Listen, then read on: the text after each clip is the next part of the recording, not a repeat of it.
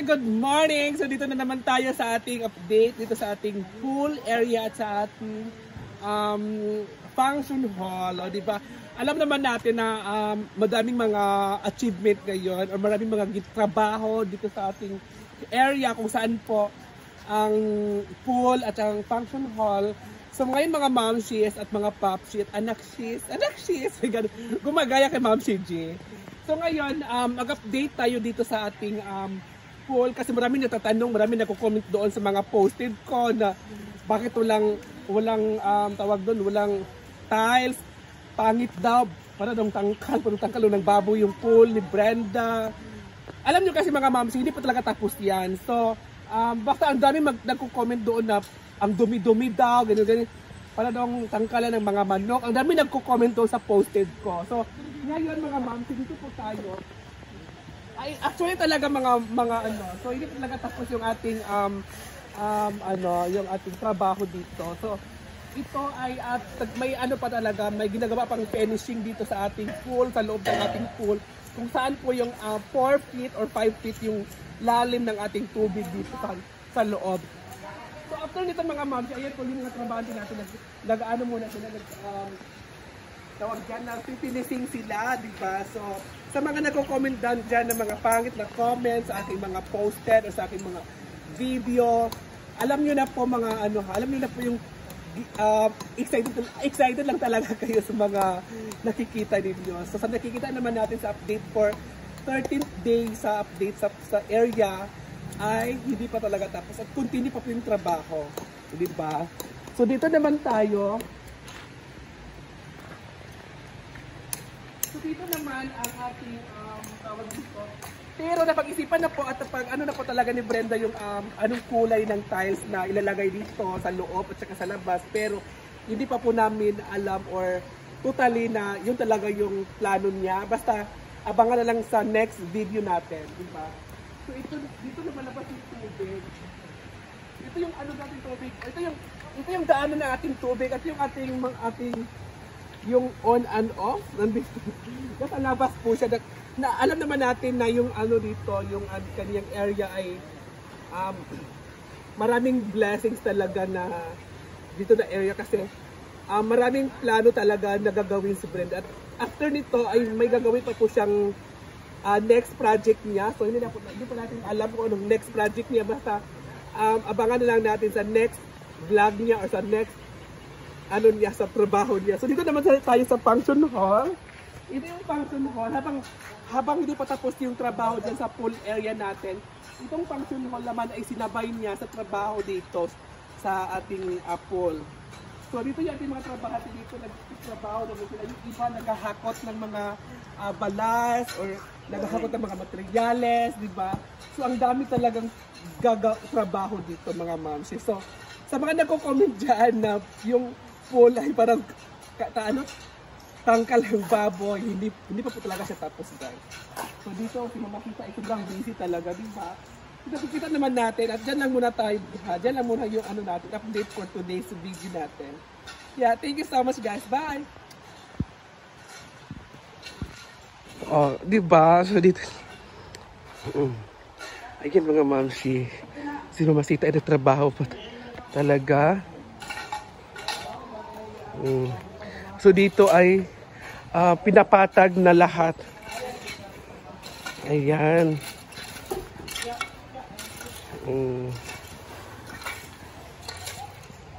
Dito na siya guys. So, dito ay malawak na yung natapos nila sa pag ano nalalang lupa dito. Ayan po si Mama Sita. Ayan. Si Mama Sita ay nagtatrabaho rin dito. So dito na nga siya. Ayan ang mga ma. Ayan po yung ating lunch for today. Yan ay bagong recipe ng ating chef of the day. Ayan po, siya po tagahiwa. Siya po siya. Ay, pagluto sa'yo. Ano sa luto? Saan nga luto, Day? Ha? Balbakwan. Balbakwan na may? Balbakla. may gulay. Balbakwa na may gulay. First time ko makita to. At ayan po si Madam. Madam number 3 na pala ako ngayon. Number 3. Hindi pa rin mawala yung pagka-madam ko. Siyempre sa Madam number 2. Sino ba kasi nagsabi sa yung mag-assume ka ng ganyan? Kung nga dun sa overview, ganyan. Di ba? Akala maganda siya dun. Maganda kasi ako ng ganito. Ayan po si Madam number 1, naghuhugas po siya ng plato. Number 3, wala nang lugar. Ang Madam number 3, nagbi-video lang po talaga. At siya po yung chef for today, di ba? Si Rhea Piliñera. Na ano yan? Chef for today.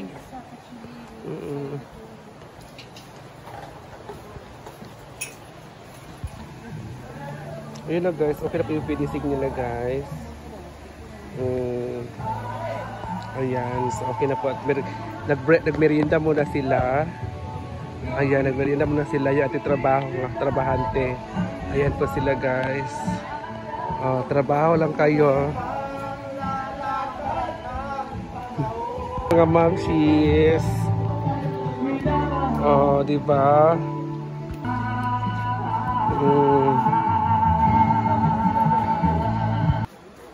Ayan na guys. So,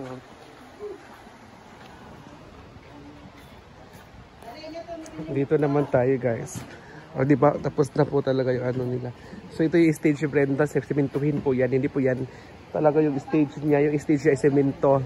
Naplanuhan na po niya yan lahat. Thank you. So ngayon, hi guys! So ngayon, dito po tayo sa ating A-house. Alam niyo mga mamsi, subalak po talaga ni Brenda dito sa kanyang A-house ay lagyan na niya ng aircon lahat. Lahat po ng A1, ang walang aircon is A1 and 4.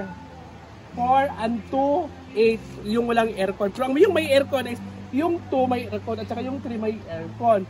So ngayon mga mamsi, lahat po ng ating A-house ay lalagyan na siya ng aircon ni Brenda. So ito ay lalagyan na pa siya ng aircon guys. Diyan po ilalagay yung aircon ni Brenda. Sa kasi napag-isipan niya kasi gagawin na po daw niya na to na resort. Hindi na po farm ang gawa nito, resort na po. At ito ay lalagyan daw niya ng bato yung ganyan guys. Kasi hindi pa daw na-deliver yan ganyan ito. Hindi pa kasi nalagyan ng ganito. So habang pinapatrabaho pa niya ng ganito, so hindi pa po na-deliver lahat yung ating batong upuan. So alam niyo mga mamsi, dito naman sa likod ay lalagyan po dito sa gilid, yung mga ganyan talaga ay lalagyan na daw ni Brenda na mga grabas yung mga stone sa dagat. At ito lahat ay pupunuin talaga nila ng grabas. Ha? Wala man. Oo. So, ay ba nag-check-in dyan? Wala nga break? Wala po na. So dito, ito naman mga mamsis, gigibain po to lahat yung mga gigibain niya po to yung balat talaga is gigibain niya daw to yung kanyang mga kubo-kubo, cottage. Gigibain daw ni Brenda kasi tatrabahoin niya is yung pangmatagalan, yung simiento na. So gigibain niya to lahat po ng cottages or cottage, lahat po ay gigibain. At ito ay ilagay ito doon sa harap kasi baka bago mag month of beer, pagkatapos ng yung pool niya at saka yung function hall ay matatrabaho na po ito. Kasi maraming mga bulaklak si Brenda na binili, mga kawayan, mga yelong kawayan ay na po niya lahat ito. So dito naman mga ma'am, silagyan niya po ng yung grabas, yung mga puting grabas at simintuin niya yung mga ibang mga grid para hindi maputik kasi pag umulan kasi maputik ng bonggang-bongga. Kaya sobrang excited kami sa mga mangyayari by next month or pagkatapos ng natin. Abang-abang na lang tayo mga mamsi ha. So abangan na lang po natin. Grabe. Nung nag-usap kasi si Mama Sita at saka si Brenda at saka si na ganito dapat ganito ganyan. Kaya nakasettle na po lahat at na po lahat. Diba? Ay! So ayan ha.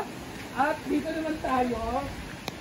So, dito na nga tayo mga ma'am. Pero yung natin kayo, yung video natin kayo naputol kasi na over storage na tayo. So yun na nga mga mamsis, abangan na lang po natin ang next vlog po natin mamaya. So good luck sa iyo Brenda, and good luck sa Hinaguan. So thank you so much guys, bye!